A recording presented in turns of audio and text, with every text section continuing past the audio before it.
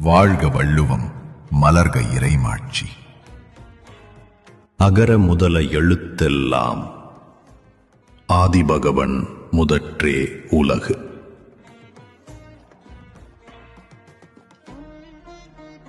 எழுத்துக்கள் எல்லாம் அகரத்தை அடிப்படையாக கொண்டிருக்கின்றன. அதுபோல உலகம் ஆதிபகவனை அடிப்படையாக கொண்டிருக்கிறது.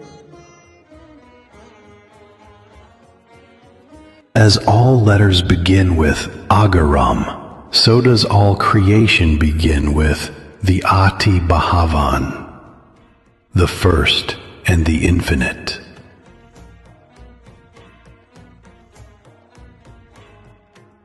வாழ்க வள்ளுவம், வளர்க ஆன்ம ஒளி.